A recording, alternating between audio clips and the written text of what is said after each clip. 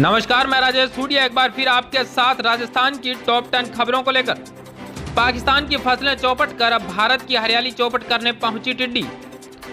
जोधपुर रेगिस्तानी टिड्डी एक महीने पहले ही स्प्रिंग ब्रीडिंग से समर ब्रीडिंग में प्रवेश कर गई है। पाकिस्तान में भारी टिड्डी होने से यहां थार पाकर व नारा रेगिस्तान में बची खुची वनस्पति गायब हो गई है। पेट भरने के लिए टिड्डी का रुख बाड़मेर के गडरा रोड और जैसलमेर के धनाना गाँव से भारत की ओर हो रहा है।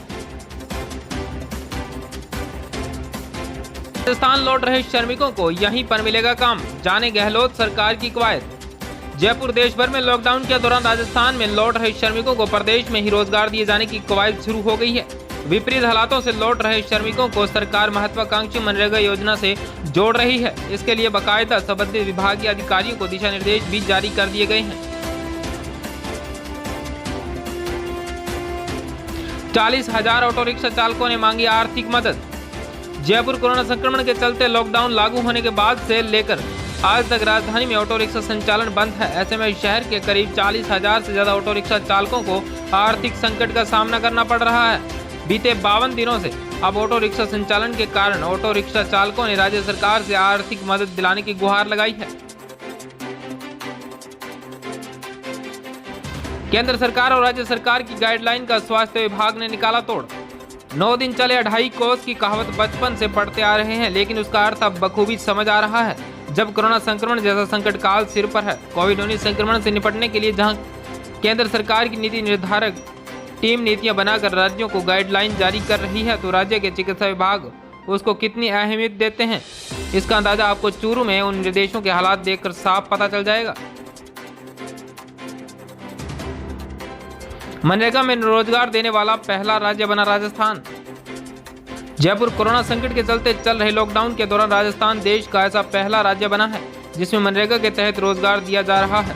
मनरेगा के तहत प्रदेश में 25 लाख लोग काम कर रहे हैं। वहीं प्रदेश की ग्रामीण विकास पंचायती राज मंत्रालय उन श्रमिकों को मनरेगा में रोजगार देने जा रहा है जो दूसरे राज्यों से यहाँ लौटे हैं।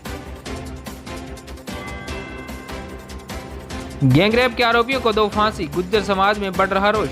बूंदी बड़ानिया गांव देवसेना संगठन की ओर से मंगलवार को हिंडोली उपखंड अधिकारी और मुख्यमंत्री के नाम ज्ञापन सौंपकर टोंक जिले के मालपुरा उपखंड के बाछेड़ा गांव में गुज्जर समाज की नाबालिग का अपहरण कर उसके गैंगरेप करने वाले आरोपियों को फांसी देने की सजा की मांग की है। ज्ञापन देने के दौरान देवसेना तहसील अध्यक्ष भंवरलाल गुज्जर, महामंत्री मुकुट गुंजल, गुज्जर विकास संगठन के तहसील अध्यक्ष कन्हैया लाल गुज्जर, राधेश्याम गुज्जर, प्रकाश गुज्जर, शुभम गुज्जर सहित अन्य मौजूद रहे। लॉकडाउन 4 के बीच राज्यसभा चुनाव की कवायद, मई के आखिर में हो सकते हैं चुनाव। जयपुर कोरोना संकट के चलते स्थगित किए गए राज्यसभा चुनाव की कवायद एक बार फिर से शुरू हो गई है। 18 मई से लागू होने वाले लॉकडाउन 4 के दौरान प्रदेश की 3 राज्यसभा सीटों पर चुनाव कराए जा सकते हैं। हालांकि चुनाव की तारीखों का ऐलान केंद्रीय चुनाव आयोग को करना है। 7 दिन से अंधेरे में है ग्रामीण, लॉकडाउन में घर में रहना हुआ मुश्किल। दौसा की ग्राम पंचायत भामता भावती में एक सप्ताह से डीपी खराब होने के चलते लॉकडाउन के दौरान अब ग्रामीणों का घर पर रुकना मुश्किल हो गया है। ग्रामीणों ने निगम की इस लापरवाही से विरोध कर मंगलवार को सड़क मार्ग पर लगे ट्रांसफार्मर के पास खड़े होकर विरोध प्रदर्शन किया। 2 दिन में डीपी सही नहीं करने पर आंदोलन की चेतावनी दी। अनियंत्रित होकर खाई में गिरा ट्रैक्टर, क्रेन की मदद से निकाला। बूंदी बांसी रामगंज मार्ग पर मंगलवार को ट्रैक्टर के सामने अचानक पशु आने से चालक का संतुलन बिगड़ गया और नियंत्रित ट्रैक्टर सड़क की खाई में गिर गया।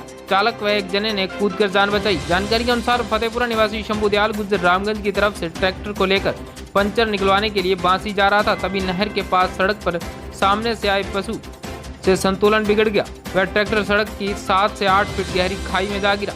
ट्रैक्टर में चालक एक अन्य साथी ने कूदकर जान बचाई। ट्रैक्टर को क्रेन की सहायता से खाई से बाहर निकाला गया। सड़क पर पैदल ना निकले श्रमिक, जाने कहां से कहां को शुरू हुई रोडवेज बसें। जयपुर राजस्थान में विभिन्न जिलों में अपने घर के लिए पैदल रवाना हो रहे प्रवासी श्रमिकों के लिए अब रोडवेज की बसें भी शुरू कर दी गई है। मुख्यमंत्री अशोक गहलोत ने भी लोगों से अपील की है कि कोई भी प्रवासी श्रमिक अपने गृह स्थान जाने के लिए सड़क पर पैदल नहीं निकले। राज्य सरकार ने उनके लिए बसों और ट्रेनों की व्यवस्था की है। साथ ही विभिन्न स्थानों पर कैंप की भी व्यवस्था की गई है। टॉप 10 खबरों में मेरे साथ बने रहने के लिए धन्यवाद।